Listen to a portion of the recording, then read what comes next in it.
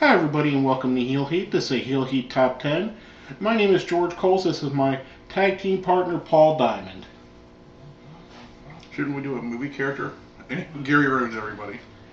Now this is going to be a little bit different than what we normally do. Normally our top 10s are related to wrestling. My brother Frank, however, suggested that we branch out and start doing shows about other things. So we're testing the market. If you guys like it, let us know. If you don't, if you want us to stick to wrestling, let us know that too. This week is kind of wrestling themed. It's the top 10 heels in movies. And I'm going to go ahead and let Gary start off with number 10. Well, these are our top 10, so if you get upset, It's sorry. always our top 10. Well, exactly. Well, I'm just explaining. If you get upset, sorry for your damn luck. Anyways, number 10, Hans Gruber in Die Hard, the first one. Dude was awesome. Yes. It's one of the best movies of the 80s, in my opinion. Oh, yeah. It defined Bruce Willis's career. I mean, he's a guy, he made you root for John McClane because he was so deplorable that you wanted to see John McClane beat him. He was kind of like a German yuppie. You know what I'm saying? During the time where everybody wanted to be a yuppie but hated their guts. And I think that he pulled the part off perfect. Exactly. Now, our number 9 is one of the most classic villains in the history of movies, the Wicked Witch of the West. Bitches be crazy about them shoes. From The Wizard of Oz, of course. Everybody's seen the movie. They play it once a year, every year. I mean, it's a classic movie. She's the character that stands out the most, you know, even with the cheesy green special effects and everything. I'm just hoping that the new movie that's coming out will really get more into that character. Yeah, and I enjoyed her. I thought it's a movie that everybody loves, and it's a character that everybody loved to hate. Our number 8 is one of me and his favorite villains, Hans Landa, off Inglourious Bastards. That was probably the most sadistic character of all time. Played by the great Christoph Waltz. I mean, this guy is a tremendous, tremendous actor. I'm really happy that movies like this and what was the other one he was in right around this time? He did this one. He did the Green Hornet, which kind of flopped, but he was the best part of that whole movie. He's a great actor. He's good in the new movie Django Unchained. He was absolutely awesome in this movie. Everything about him, he was spot on. I think he's the perfect actor for Quentin Tarantino movies because he's so cerebral that all the dialogue works coming out of him. Well, I like with the movie was done perfect. It showed him right at the beginning when he destroyed, when he goes to the French farmhouse to get the Jews. Just shows you just how despicable a person he could be. And he carried it on through the whole movie. The scene where he's talking to the girl, the main French girl, on the train when he first meets her, even though he met her in the beginning, like you said, when he first meets her, the tension that builds up in that scene is just incredible. Now, coming off of that, our number 7 guy is a guy that was based off of real life tension. Ivan Drago from Rocky number 4. It was at the height of the Cold War. They had a Russian fighter that was basically built up to be a Russian killing machine. He kills an iconic character in the beginning of the movie with hitting, basically killing Apollo Creed in the ring. You see him using steroids, taking every cheap, shortcut that he can.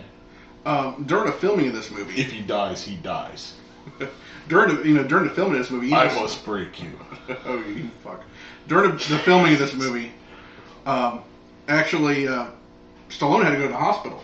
Because he was hitting him so hard. He hit him so hard he moved his heart a couple centimeters.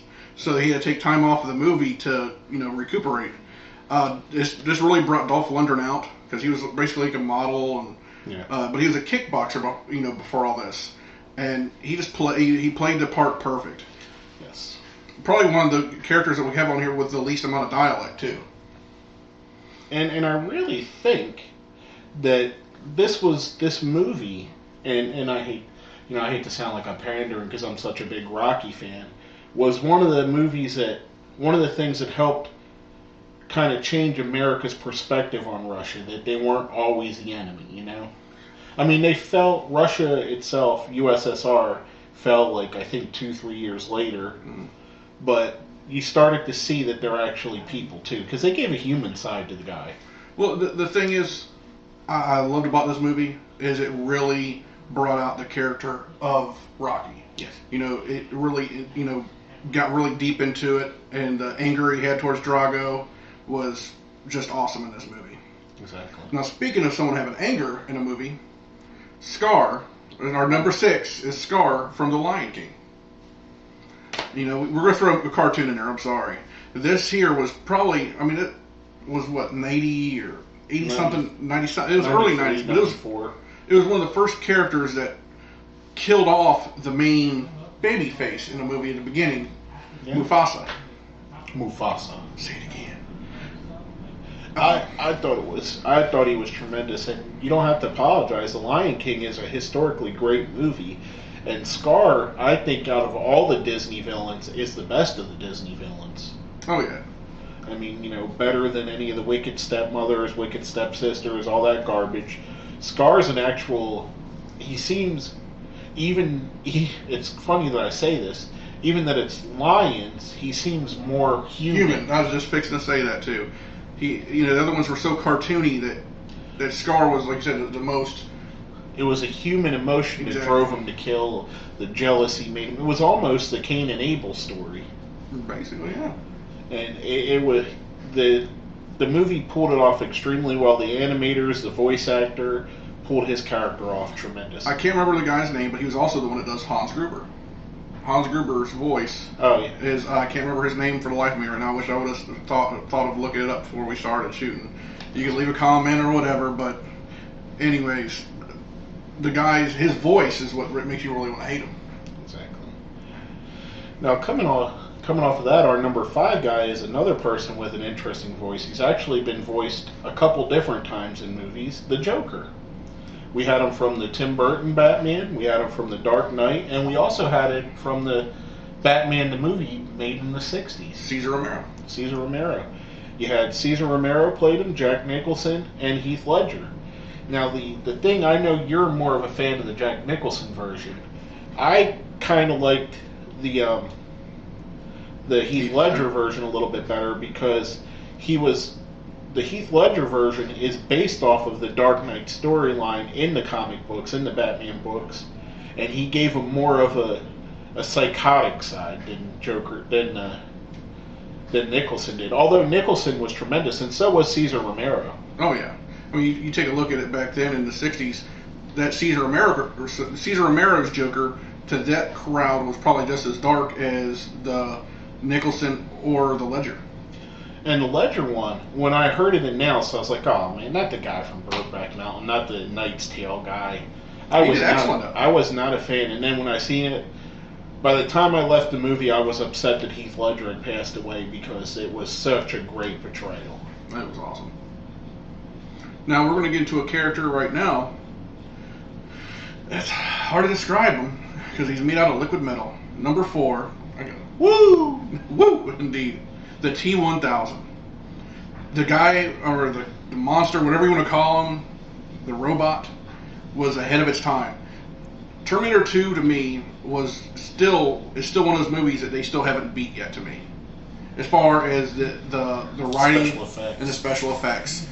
It was, I mean, you take a look at the Terminator 2 back then, that was 91, 92, compare it to any other movie in that decade, and it blows it away as far as special effects. Exactly. And it still blows some of the movies away that are coming out now. I mean, James Cameron in this movie was very revolutionary in the techniques he was using, in the effects he was using. The T-1000, when you first see that character, it blew your mind how they made that come together. And the actor that portrayed him when he did Robert Patrick he has such a good stone cold killer face. He's methodical. Yes. And it brought so much life to a character that was basically an android. It was... The lifelessness of his face brought life into it. You know, at first when you see the advertisement when him and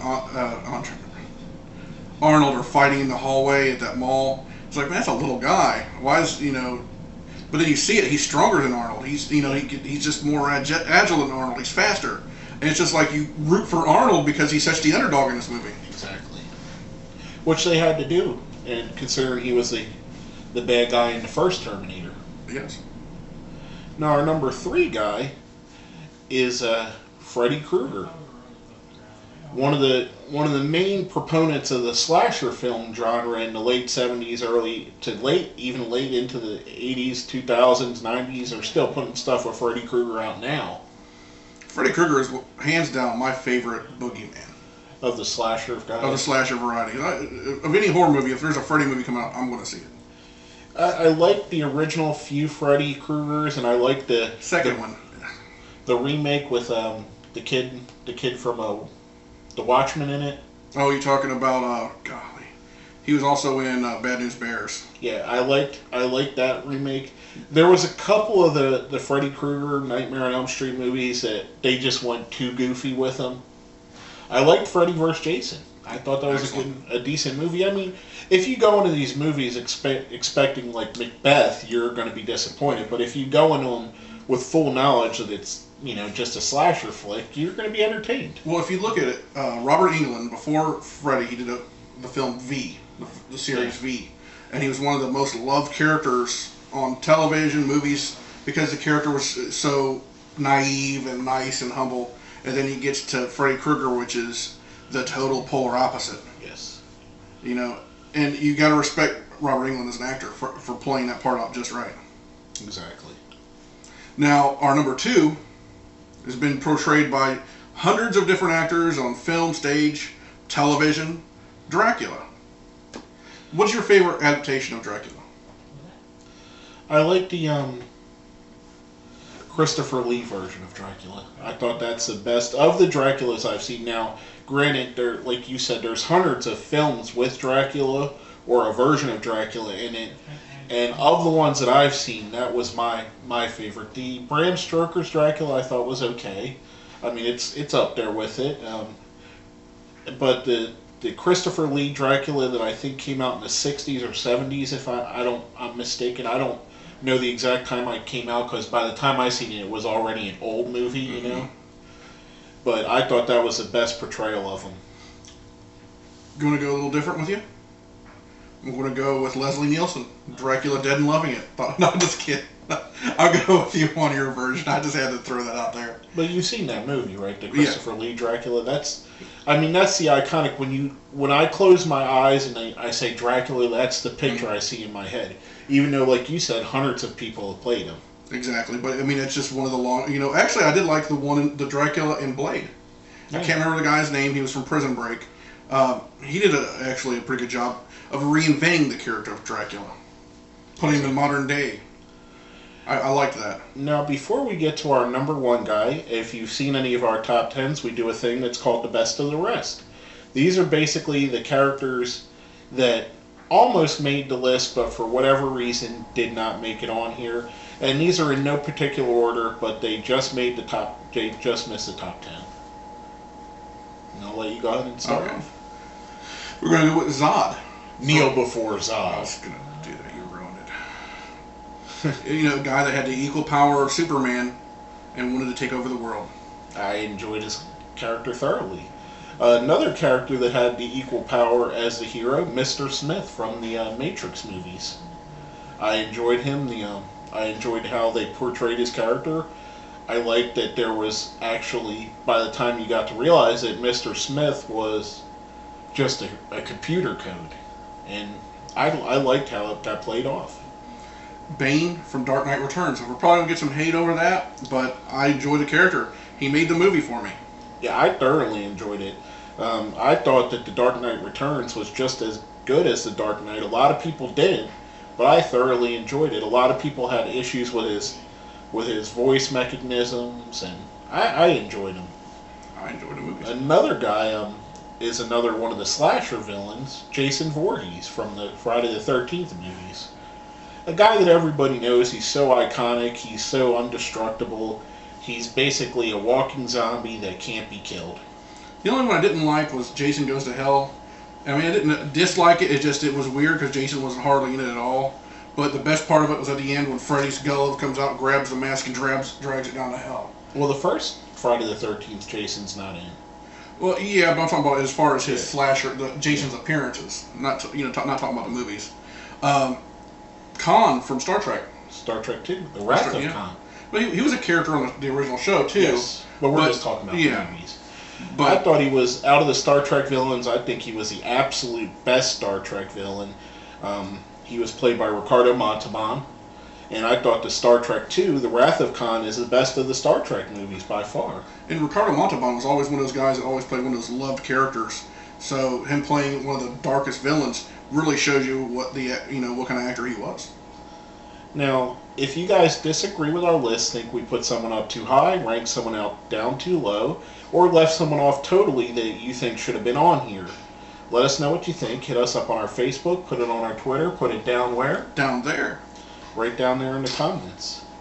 And I'm going to go ahead and take the number one villain, or the number one heel in the history of movies.